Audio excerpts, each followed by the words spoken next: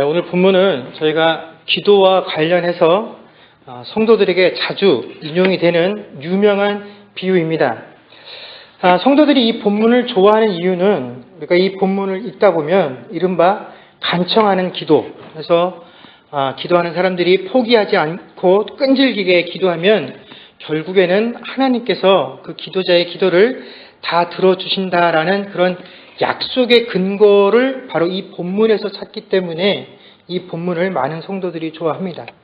근데 여러분, 사실은 이 본문은 우리가 그렇게 간청하는 기도라고, 그래서 기도자가 끈질기게 하나님께 기도하면 결국엔 하나님께서 모든 것을 들어주신다라는 그런 의미를 가지고 있는 본문은 아닙니다. 이 본문은 바로 그 앞에 등장하는 1절부터 4절까지 바로 주기도문과 연결이 되어 있는 부분이죠. 그래서 주님께서 그 주기도문에서 가르쳐 주신 그 내용들을 다시 한번 설명하기 위해서 인용하신 비유가 오늘 저희가 읽었던 5절에서 13절까지의 내용입니다. 1절을 보면 예수님의 제자들이 예수님께 요한이 자기 제자들에게 기도를 가르쳐 준 것과 같이 우리들에게도 기도를 가르쳐 주십시오 라고 하는 요청을 합니다. 자, 제자들이 예수님께 이런 요청을 한 이유는 그 당시에는 그 유명한 랍비들이 자신과 또 다른 랍비를 구별하는 방법 중에 하나를 뭐를 썼냐면 서로 다른 기도문을 가르쳐주고 그 기도문을 암송하고 낭독하게 함으로써 이 기도문을 쓰는 사람은 어떤 랍비 출신의 사람들, 이 기도문을 쓰는 사람은 이 랍비 밑에서 공부한 사람들 해서 그 기도문을 통해서 이 사람이 어떤 랍비 밑에서 공부한 사람이로구나 라는 사실을 확인할 수 있었다라는 것입니다. 그러니까 결국 뭡니까? 요한의 제자들에게 기도문을 가르쳐 주었다라는 것은 누구라도 그들이 기도하는 것을 들으면 이들이 요한의 제자로구나 라는 사실을 알 수 있었던 것과 마찬가지로 예수님의 제자들이 예수님께 기도를 가르쳐 주십시오 라고 했던 것은 그들이 정말 하나님께 지금 우리들이 생각하는 것과 같은 의미로 우리가 어떻게 하면 하나님께 더 기도를 잘할 수 있습니까 하는 그런 의도가 아니라 우리가 세상에 나아가서 지금 이 시대 가운데 이 유대인들에게 가장 많은 영향력을 끼치고 또 많은 사람들에게 유명세를 타고 있는 그 예수님의 제자라는 사실을 내가 어떻게 해요? 드러내고 싶고 보여주고 싶었다라는 의도가 예수님 우리도 기도를 가르쳐 주십시오 했던 그 원래의 취지다라는 것입니다. 그러니까 그 기도라는 것을 통해서 이 제자들이 나타내려고 했던 것은 뭐냐면 자신들의 우리가 이렇게 세력이 크다라는 것, 또 내가 바로 그런 세력이 큰 예수의 제자라는 사실을 자랑하고 싶었던 것이 기도를 가르쳐 달라고 요청했던 그 근본적인 이유다라는 것입니다. 자, 이렇게 내가 어떠한 존재인지를 드러내고 싶어서 기도를 이용하고 싶었던 그 제자들의 요구에 대해서 예수님께서 답으로 주신 것이 바로 주기도문이었다라는 것입니다. 여러분, 우리가 주기도문의 내용은 이미 잘 알고 있죠. 누가복음 11장 1절에서 4절까지보다 저희가 마태복음 6장에 보면 지금 저희가 암송하고 있는 것과 같이 더 길고 자세하게 마태복음의 그 주기도문의 내용이 적혀 있습니다. 그런데 이 주기도문의 내용들을 그 핵심을 요약해 보면 결국 주기도문은 이겁니다. 우리가 하나님의 영광과 하나님의 주권을 강조하고 그 주권에 어떻게 순종해야 하느냐 하는 부분을 가르쳐 주신 것이 바로 주기도문의 원래 핵심적인 내용이다라는 것입니다. 우리가 흔히 주기도문을 암송할 때 보면 그 후반부에 가서 우리에게 날마다 일용할 양식을 주옵시고라고 하는 부분이 있습니다. 그래서 우리가 그 구절부터를 흔히 이 앞에는 하나님의 영광을 간구하는 기도고 여기서부터는 우리가 사람에게 필요한 부분을 간구하는 내용이다라고 흔히 생각들을 하지만 사실은 이 부분도 내 삶에 필요한 것을 간구하라는 그런 취지로 주신 것이 아니라 뭡니까? 일용할 양식을 구하는 그 기도, 내 삶의 아주 조그마한 부분까지도 누가 주관하신다라는 것을 인정하라는 것입니까? 하나님께서 주관하시고 하나님께서 주신다라는 사실을 인정하고 고백하라는 사실을 우리에게 알려주는 것이, 고백하라는 것이 바로 이 일용할 양식을 주옵시고라는 그 구절이 가지고 있는 참된 의미다라는 것입니다. 그렇기 때문에 주님께서 가르쳐 주신 이 주기도문 안에는 우리가 제자들이 의도했던 것과 같이 자신들, 사람들이 어떠한 그 바램들을 담고 있거나 혹은 내가 무엇을 바라는 그런 내 자신의 의도들을 담을 만한 요소들이 전혀 없는 기도가 바로 주기도문이었다라는 것입니다. 바로 이런 주기도문을 가르쳐 주신 후에 그 주기도문의 내용들을 더욱더 강화시키시려는 목적으로 예수님께서 비유를 들어 설명한 것이 오늘 저희가 읽었던 5절부터 13절의 내용이다라는 것입니다. 제가 아까 서두에서도 언급을 한 것과 같이 많은 성도들이 이 본문을 좋아하는 이유가 그래도 우리가 끈질기게 하나님께 믿고 매어 달리고 간구를 하면 하나님께서 들어주신다라는 사실이 너무나 좋기 때문에 이 본문을 좋아한다라는 것입니다. 그래서 이 본문을 우리가 그런 식으로 이해하다 보니까 우리가 기도를 함에 있어서 가장 중요한 덕목으로 삼고 있는 게 뭐냐면 이렇게 끈질기게 기도하는 그 방식 자체를 하나님께서 가장 기뻐하시는, 하나님께서 가장 좋아하시는 기도의 가르침이다라고 우리가 이해를 하고 있습니다. 그래서 우리가 오랫동안 끈질기게 변함없이 하나님께 기도하기만 했다라고 한다면 이제 우리가 바랄 것은 우리의 기도를 하나님께서 들어주실 그 응답만 기다리면 된다라고 우리가 흔히 생각들을 합니다. 그러나 기도자의 정성과 열심에 비례해서 어떤 결과가 오는 것은 여러분 이방신들의 방법이지 결코 성경이 우리에게 가르쳐 주시고 있는 방법이 아니다라는 것을 알아야 합니다. 여러분 오늘 본문을 저희가 제대로 이해하기 위해서는 이 본문을 읽을 때 예수님께서 강조하시고 계신 부분이 어떤 부분인지를 저희가 정확히 파악을 해야 합니다. 첫 번째로 오늘 이 비유를 통해서 예수님께서 강조하시는 부분은 그 본문의 주인공이 간구하고 있는 간구의 내용을 예수님께서 강조하고 계신다라는 것입니다. 그래서 오늘 이 본문의 주인공이 그 벗이 절대로 거절할 수 없는 내용을 요청했다라는 사실을 예수님께서 우리에게 알려주시려고 이 본문을 사용하고 계십니다. 자, 오늘 본문의 내용은 이렇습니다. 본문의 주인공에게 벗이 한 명 있었습니다. 그런데 이 주인공에게 어느 날 늦은 밤에 나그네가 한 명 방문을 하게 되지요.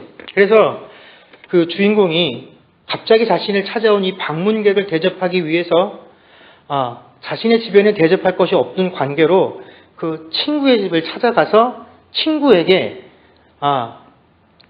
지금 내 집에 찾아온 사람에게 대접하기 위해서 떡 3덩이를 구워달라고 부탁을 합니다. 그런데 이 부탁을 했던 시기가 마침 아주 늦은 밤이었던 것 같습니다. 그래서 7절 말씀해 보면 뭐라고 말하냐면 이 사람이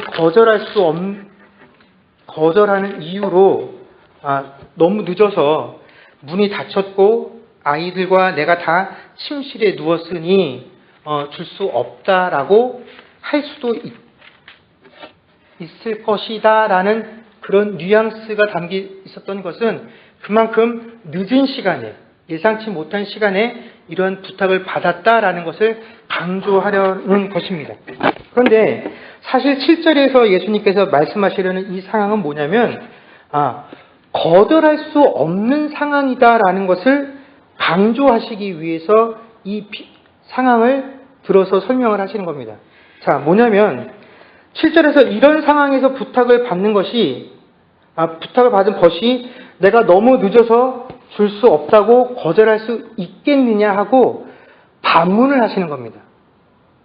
그러니까 거절하는 이유가 벗이라서 거절하느냐? 그렇지 않다라는 것입니다. 그래서 우리는 이 7절을 어떻게 이해를 하냐면 이 벗이 부탁을 들어준 이유가 뭐냐면 아주 친한 벗이었기 때문에 이 부탁을 들어줄 수밖에 없었구나 라고 생각을 하지만 예수님의 그 설명은 그런 것이 아닙니다. 8절에 보면 비록 벗됨으로 인하여서는 일어나서 주지 아니할지라도 그 간청함을 인하여 일어나 그 요구대로 주리라 라고 말씀해 주셨다라는 것입니다. 자, 7절과 8절을 통해서 예수님께서 말씀하시려는 것은 이 사람이 부탁을 들어준 이유가 벗이었기 때문에 들어준 것이 아니다라는 것입니다.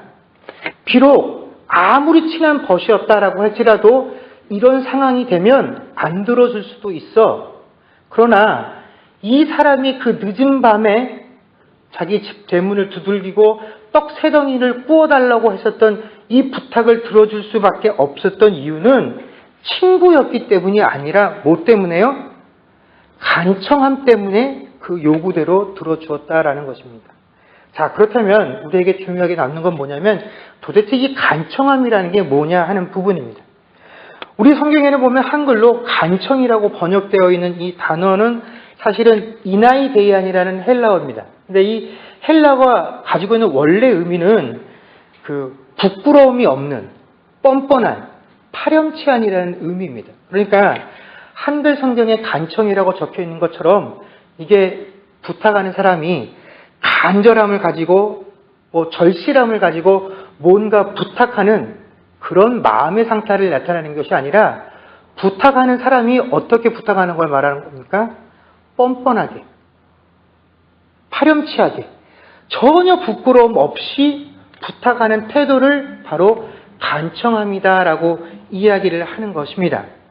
자, 그렇다면 오늘 이 비유 속에 등장했던 주인공이 자신의 친구에게 가서 이렇게 간청을 할 수 있었던 까닭은 무엇이겠습니까? 자, 그 까닭을, 그래서 그 간청을 들어줄 수밖에 없었던 이유를 아는 것이 우리들에게 중요하지요.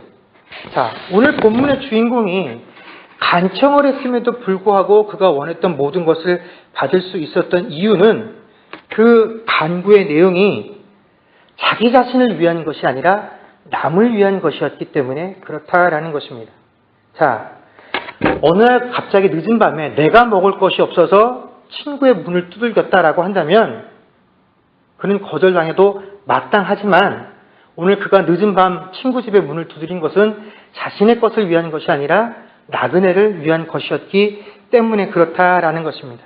그리고 이 옆집에 있는 친구를 찾아가서 무작정 내가 누군가가 나를 방문해서 그를 대접하기 위한 정당한 요구니까 있는 것을 내어놓아라 한 것이 아니라 그가 뭐라고 이야기합니까? 구워달라라고 이야기를 했다라는 것입니다. 자, 이 사람이 방문을 한 건 너희 집이 아니라 내 집이다라는 것입니다. 근데 지금 마침 나에게 대접할 것이 없어서 너에게 빌리고 있는 것이지 내가 감당해야 할 몫을 너에게 떠넘기는 것은 결코 아니다라는 것입니다. 내가 하고 싶은데 나에게 그런 여건이 되지 못하니 네가 지금 당장은 나를 좀 빌려달라라는 그런 의미가 담겨 있었기 때문에 그가 뻔뻔스럽게도 가서 그 늦은 밤에 문을 두들길 수 있었다라는 것입니다. 자, 예수님께서 이 비유를 통해서 우리에게 강조하시는 것이 바로 그겁니다. 뻔뻔스럽게라도 파렴치하게라도 가서 간구를 하고 그 간구가 마땅히 들어줄 수밖에 없었던 이유는 뭐냐면 그 간구의 내용 때문에 그렇다라는 것입니다. 자, 유대인들에게 나그네를 대접하는 것은 아주 중요한 의무입니다. 왜냐하면 이것은 율법이 정해놓은 것이기 때문에 그렇죠. 출애굽기 22장 21절 말씀에 보면 너는 이방 나그네를 압제하지 말며 그들을 학대하지 말라. 너희도 애굽 땅에서 나그네였음이니라 라고 말씀하고 계십니다. 그래서 나하고 아무런 관련이 없는 사람이라고 할지라도 누군가가 내 집에 유숙하기를 원하고 도움을 요청하면 무조건 그 요청을 들어줘야 하는 것은 그들의 심성이 착해서가 아니라 하나님께서 그들에게 명령으로 주신 율법의 내용이었기 때문에 그렇다라는 것입니다. 자, 그렇기 때문에 오늘 본문의 주인공이 이 일을 하려고 하는 것은 뭡니까? 나를 드러내고자 하는 것이 아니라 하나님께서 나에게 주신 명령을 행하려 하기 때문에 내가 너는 나를 파렴치하게 볼지도 모르지만 뻔뻔스럽게 볼지 모르지만 나는 너의 집 문을 두들기는데 아무런 거리낌 없이 할 수 있다라고 말한 것입니다. 그래서 오늘 본문의 주인공이 늦은 밤임에도 불구하고 친구 집에 문을 두드릴 수 있었던 것은 그들의 관계가 무엇을 해도 용납할 수 있을 만큼 친한 친구의 관계였기 때문이 아니라 그 요청을 받은 사람이 절대로 거절할 수 없는 내용을 가지고 그가 요청을 했다라는 사실을 강조하는 것이 이 본문의 내용이다라는 것입니다. 그래서 그의 요구는 아무리 늦은 밤에 문을 두들긴다라고 할지라도 그 집안에 잠들어 있었던 모든 사람이 그 두들김 소리로 잠을 깬다라고 할지라도 전혀 문제가 될 수 없는 충분한 이유를 갖춘 내용이었기 때문에 마땅히 들어주어야만 한다라는 것입니다. 그렇기 때문에 오늘 이 본문 가운데 간청합니다라고 표현되어진 그 의미는 기도자가 우리가 알고 있는 것처럼 우리가 하나님께 끈질기게 우리가 간절히 기도하면 언젠가는 하나님께서 들어주신다라는 그런 의미가 아니라 너희가 하나님께 간구할 때 그 기도의 내용이 얼마나 하나님 보시기에 합당한 것인지를 먼저 돌이켜보라는 것을 우리에게 말씀해 주시는 것이 바로 이 간청함의 기도라라는 것입니다. 너희가 기도하고 간구하는 그 내용들이 마땅히 하나님께서 들어주실 수밖에 없는 그 내용들을 담은 기도요 간구라고 한다면 너희가 아무리 뻔뻔스럽고 또 아무리 파렴치한 모습과 그런 태도로 나온다 할지라도 하나님께서 들어주실 수밖에 없다라는 것입니다. 그래서 8절 하반절에 보면 뭐라고 되어 있냐면 그 간청함을 인하여 일어나 그 요구대로 주리라라고 되어 있습니다. 즉, 그 간구하는 내용이 합당하다고만 한다면 얼마든지 하나님께서 어떻게 해요? 네가 말한 거 그대로 토시 하나 안 바꾸고 그대로 들어주실 수 있다라는 것입니다. 그러니 우리 기도의 가장 중요한 것은 뭡니까? 하나님께서 들어주실 수밖에 없는 그런 내용을 가지고 하나님께 기도해야 한다라는 것입니다. 두 번째로 오늘 본문을 통해서 우리가 주목해야 하는 내용은 주님께서는 결코 우리가 찾고 구하는 것을 주신다고 말씀하신 적이 없다라는 사실입니다. 자, 우리는 9절에서 11절까지 말씀을 그래 우리가 이렇게 열심히 구하고 찾고 두드리면 그 모든 것들을 하나님께서 주신다라고 약속하셨다라고 해석을 합니다. 근데 여러분 10절을 한번 유심히 살펴보십시오. 구하는 이마다 받을 것이요 찾는 이는 찾아낼 것이요 두드리는 이에게는 열릴 것이니라 라고 되어 있습니다. 이 10절의 말씀이 우리에게 강조하는 것은 자, 구하는 것마다 혹은 찾는 것마다 두드리는 것마다 너희가 받고 찾아내고 열릴 것이다 라고 하는 것이 아니라 구하는 이가 받을 것이다 라고 이야기를 하는 것이고 찾는 이가 찾아낼 것이다 라고 이야기를 하시는 것이고 두드리는 이에게 열릴 것이다 라는 의미입니다. 자, 이 말은 우리에게 어떠한 상황에서도 너희가 기도해야 한다라는 사실을 강조하시는 것이지 너희가 두드리고 구하고 찾기만 하면 그 모든 것들을 얻게 될 것이다 라고 말씀해 주시는 부분이 아니다라는 것입니다. 오히려 우리가 기도하고 간구한 것에 대한 응답으로는 예수님께서 어떻게 비유를 들어주셨냐면 11절 말씀에 보면 너희 중에 아버지 된 자로서 누가 아들이 생선을 달라 하는데 생선 대신에 뱀을 주며 12절에 알을 달라 하는데 전갈을 주겠느냐. 자, 이 아들이 아버지에게 뭐를 달라고 했습니까? 11절에 보면 생선을 달라고 했는데 그 아버지는 생선을 준 것이 아니라 뱀을 주지 않겠다라고 대답을 했습니다. 그 아들이 아버지에게 알을 달라라고 했는데 그 아버지는 알을 준 것이 아니라 내가 알을 구하는 아들에게 전갈을 주지 않겠다라고 대답을 해 주셨다라는 것입니다. 자, 이게 무엇을 의미하겠습니까? 여러분, 생선을 달라고 하는 사람에게는 생선이 아닌 다른 것을 주면 그 사람이 받은 것을 가지고 어떠한 기분을 가지겠습니까? 여러분, 생선이 필요한 사람이 그래서 생선을 달라고 했는데 생선 아닌 다른 것을 받았을 때 그 사람에게 아무리 좋은 것이 쥐어져 있다라고 할지라도 이 사람 손에 쥐어진 것은 야 그냥 생선이 아니야 라고 느끼는 것이 아니라 뭘 받았다고 생각을 하기 쉽습니까? 뱀을 받았다라고 생각을 한다라는 것입니다. 하나님이 분명히 나에게 뭔가 주셨는데 이건 내가 원한 것이 아니야. 지금 내 상황에 필요한 것이 아니야 라는 것, 뭔가 다른 것을 손에 쥔 사람들은 내가 하나님께 아무것도 받지 못했어 그 정도가 아니라 하나님이 나에게 해로운 것을 주셨다라고 그렇게 여길 뿐이다라는 것입니다. 그런데 하나님의 대답은 그것이 아니다라는 것입니다. 네 손에 지금 뱀을 쥐고 있는 것 같으냐? 네 손에 지금 전갈을 쥔 것 같으냐? 그것이 너를 해롭게 하는 것 같으냐? 아니다라는 것입니다. 그것이 아니다라는 것입니다. 지금 너희 눈에는 나쁜 것처럼 보일지 모르나 하나님께서는 결코 너희들에게 악하고 나쁜 것을 주시지 아니하신다라는 사실을 우리에게 말씀해 주신 것입니다. 그래서 하나님께서 우리에게 응답해 주시는 그 기도의 응답의 핵심은 뭐냐면 너희가 구하는 것을 주는 것이 아니라 내가 너희에게 나쁜 것을 주지 않겠다라는 것이 하나님께서 우리의 기도에 응답하시는 그 응답의 핵심이다라는 것입니다. 그렇기 때문에 우리는 하나님께서 우리에게 응답해 주시는 것들을 이해하기 위해서는 이것을 우리가 인정해야만 합니다. 구하는 아들, 즉 하나님께 요구하는 신자의 판단력보다 그 아들에게 뭔가를 주었던 그 아버지, 그 하나님의 판단력이 훨씬 더 정확하고 좋다는 것을 믿어야지만 우리가 하나님의 응답을 아멘으로 순종할 수 있다라는 것입니다. 심지어 내가 하나님께 잘못된 것을 구하고 있다라고 할지라도 하나님께서는 그 내 잘못된 간구까지도 바꾸셔서 내게 반드시 좋은 것을 주시는 하나님이시다라는 것을 우리가 믿을 때에라야 우리가 하나님께서 내게 응답해 주시는 그 응답 가운데 순종을 할 수 있다라는 것입니다. 그래서 오늘 예수님께서는 이 모든 것에 대한 최종적인 결론을 바로 13절 하반절에 너희 하늘 아버지께서 구하는 자에게 성령을 주시지 않겠느냐라고 결론을 내리셨던 것입니다. 여러분, 기도하는 사람마다 간구하는 내용들이 다 다릅니다.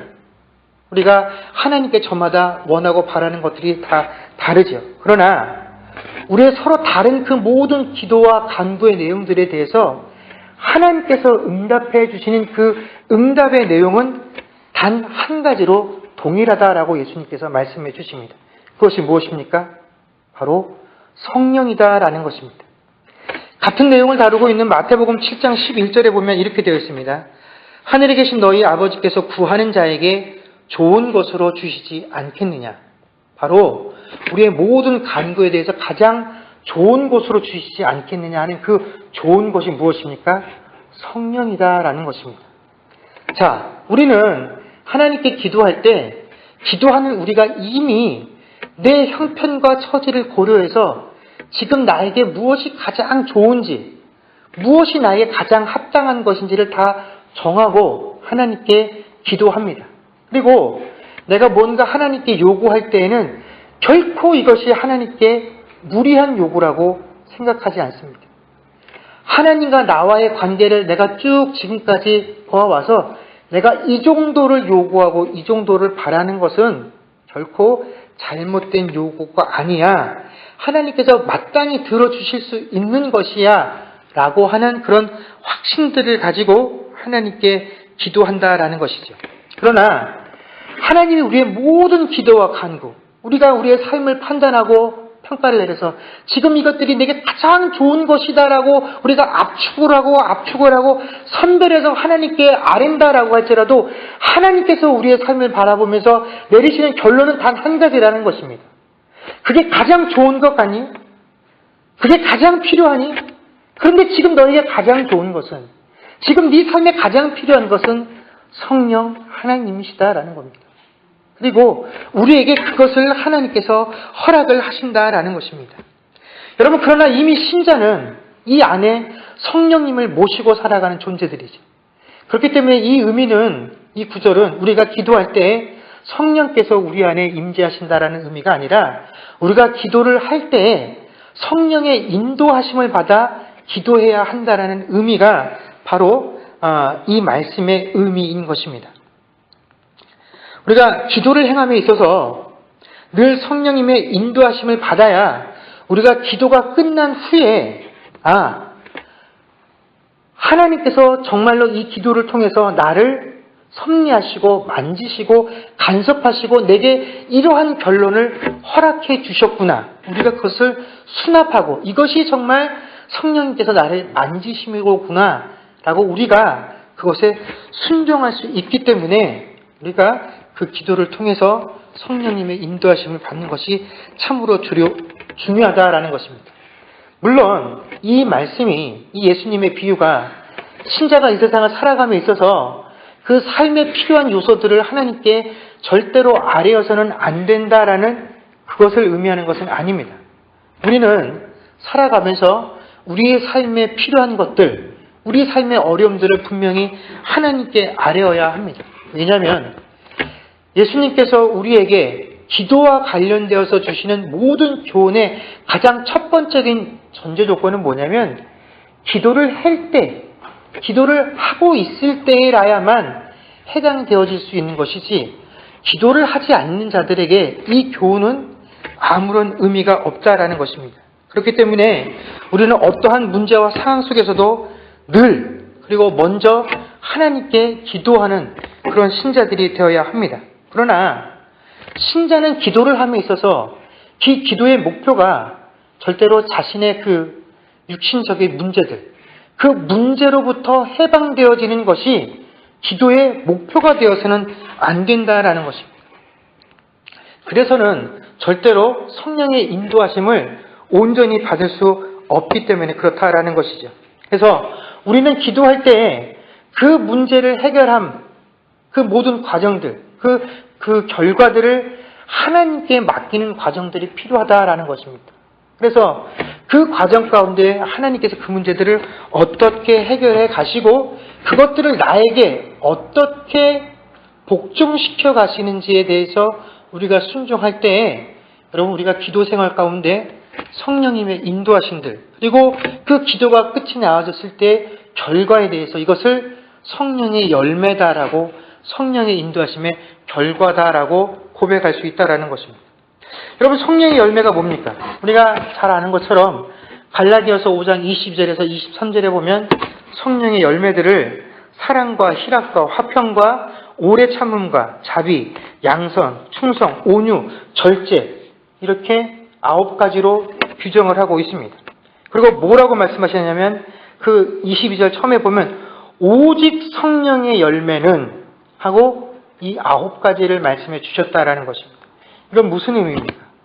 성령의 열매는 오직 이 9가지밖에는 없다라는 것을 의미하는 것입니다.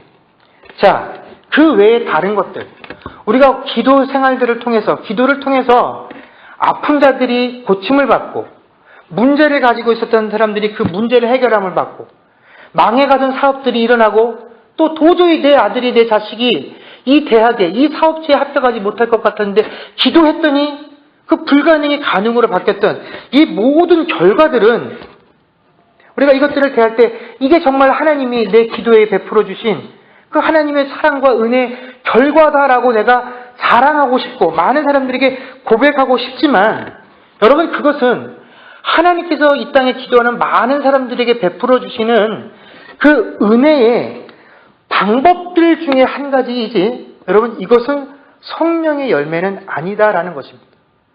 여러분 비록 내가 간절히 기도하고 요구했음에도 불구하고 내 자녀가 그 대학에 그 사업체에 떨어졌다라고 할지라도 내가 이 기도 후에 내 마음속에 사랑과 희락과 화평과 오래 참음과 온유와 절제와 희락이 남는다라고 한다면 여러분 그 기도는 성령께서 인도하신 기도라는 것입니다. 그러나 그렇지 못하면 내 손에 아무리 좋은 결과물들을 쥐고 있다라고 할지라도 내 기도 후에 내 삶에 이러한 증거와 흔적들이 남아있지 못한다라고 한다면 여러분 우리의 그 기도는 성령께서 함께하신 성령께서 인도하신 기도라고 말할 수 없다라는 것입니다. 그 결과는 내가 열심히 일한 내가 열심을 낸 그 증거일 뿐이지 우리가 그 증거에 그냥 하나님의 이름을 더딥힌 것 뿐이지 결코 성령의 인도하심이다라고 말할 수 없다라는 것입니다.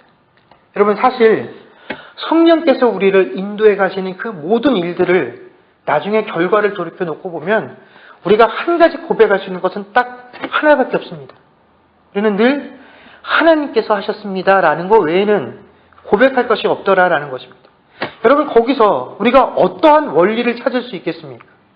어떠한 방법론을 찾아서 이렇게 하니까 되었다라고 말할 수 있겠습니까? 그것은 처음부터 끝까지 한 가지 이유밖에 없습니다.